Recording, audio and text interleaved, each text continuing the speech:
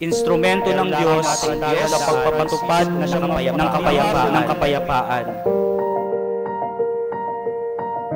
Sa likod ng tahimik na simbahan, isang buhay ang inialay hindi sa sarili kundi sa Diyos at sa kapwa. Si Father Ian. Ako si Father Ian Ronquillo, isang La Salette missionary. Hindi sweldo o katanyagan ang nagtulak sa kanya, kundi ang matinding panawagan mula sa puso. Isang bokasyong hindi maipaliwanag ng isip, kundi nararamdaman lamang ng kaluluwa. Ito ay isang misteryong piniling yakapin ng iilan, isang tawag sa sumasagisag na tunay na kahulugan ng sakripisyo at pagmamahal. Kwento ng bokasyon ko, ay bata pa lang ako, gusto ko na talaga magpare. Pero gusto ko rin maging pulis. Okay? Pares yung pangarap. Pares yung pangarap na maging pare at maging pulis. So, habang tumatagal ako, naglilikod na ako sa simbahan, Kumbaga parang bata pa lang ako nagsasakristan na ako. So, altar server na ako. Lagi akong kasama ng lola ko. So, isa sa mga naging impact ng bukasyon ko sa pagpapare ay yung lola ko na lagi akong sinasama. Saka yung makakaroon na sa simbahan. Then, pagka-graduate ko ng high school, syempre, high school, nagkaroon din naman ako ng sabihin na nating tinatawag na puppy love or whatsoever, pero na-in-love din ako doon at a very friend ako. So pagka-graduate ko ng high school, immediately pumasok ko ng seminaryo. Pero dahil sa akitin ako, dumabas ulit ako. Okay? Tapos nag-aaral ako ng criminology kasi yan gusto ko. Baka iniisip ko na baka hindi ako sa pagpapare. Pero habang nag-aaral ako ng criminology, mas malakas pa rin yung tawag sa akin bukasyon, na pumasok ako sa pagpapare. Ay pumasok ako sa La Salette College Seminary ulit, at hanggang 2012 or baka ganon, 2012 nag-aaral nga ako sa La Salette College Seminary sa Silang, and then dire-diretso na ako, dire-diretso na akong pumasok sa pagpapare, Akala ko kasi hindi na ako magpapatuloy, Pero nagulat na ako isang araw, 2024, na wagminahan akong pare ng La Salette Missionaries. Pero marami kang pinag-araanan, Kasi yun na, isa sa pinakamahirap nung nag-aral ako ng criminology, Na naiklab ako, nakakala ko yung babae na pinapangarap ko, siya na. Siyempre kapag inlab pa, di ba? Parang nung sinabi payapang daintig na hinaanap ko. Pero imapalayo lang sa akin ng Diyos, Na yun yung karanasan na masakit, pero naging pare naman ako, naging masaya. So, hiling basta-basta ang pagiging pare o ang pagpapare. Mag-aaral siya ng ilang taon Kasi almost 15 years kaming nag-aaral bago maging pare. So, yun ay nakayanan ko, hindi dahil malakas ako, hindi dahil matalino ako. Nakapagpare ako dahil sa grasya ng Diyos. Yung Diyos na tumawag sa akin. Pero yung tanong nga, Father, paano niyo nalaman tinawag kayo ng Diyos? Paano niyo nalaman magiging pare kayo? Yun yung tinakawag nating misteryo.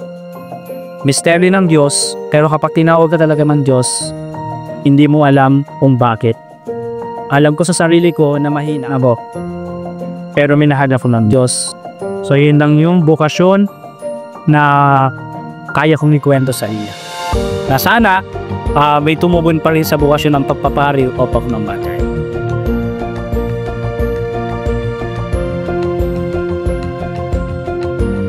Una sa lahat, isa sa pinakamalaking temptasyon ng isa sa pare, to give up the priesthood, Una, paglal na kami sa material na bagay.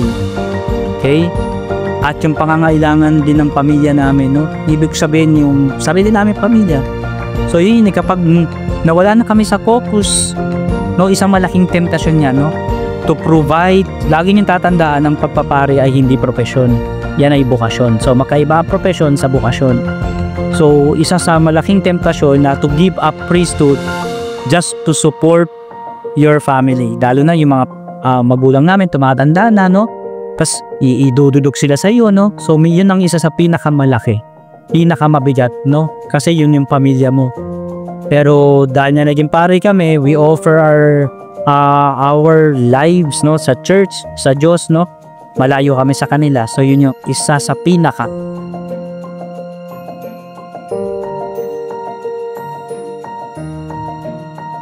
ang mapapayo ko dyan, first, no, pagdasal. Kasi talagang hindi madali, no? Pangalawa, maging matapang sa magiging desisyon ng buhay. Okay?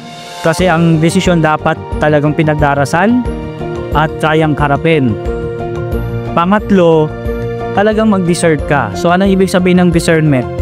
Pipiliin mo kung ano yung pinakamakakabuti at makapagkapasaya sa'yo. Kasi hindi ka pwedeng mamangka sa dalawang ilog.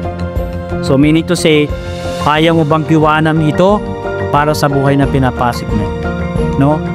Yun yung pinaka mapapayo ko. Kasi talagang hindi madali, pero magdasal, maging matapang, at pag-isipang mamili. Okay?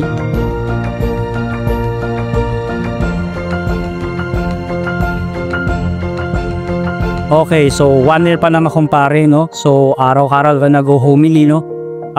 Isa sa mga pinaka nasabi tong homily na alam pong marami rin natamaan ay when it comes to family matters.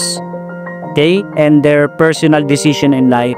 No, to the point na nakupa ako ng university when it comes to brokenness, no? Kasi maraming kabataan ngayon, actually hindi lang kabataan maraming kaurong broken. Napakiramdam nila pinabayaan sila ng Diyos. Pero sabi ko nga na we need to find, when we are broken, we need to find the wounds for us to find the cure. No, for us to be healed. Yun yung isa, sana lang pong tumatak sa kanila.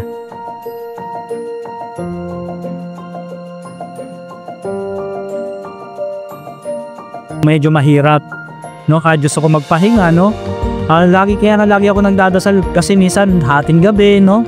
May tatawag, hindi lang naman kami nagminise, no? May mga iba pa kaming gawain, no? May tatawag sa akin ng alas 12 ng hating gabi para mag-anit na may sakit sa ospital, no?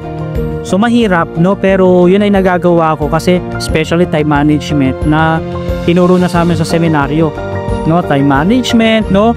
At lamang pagdarasal talaga. Kasi talaga mahirap, no?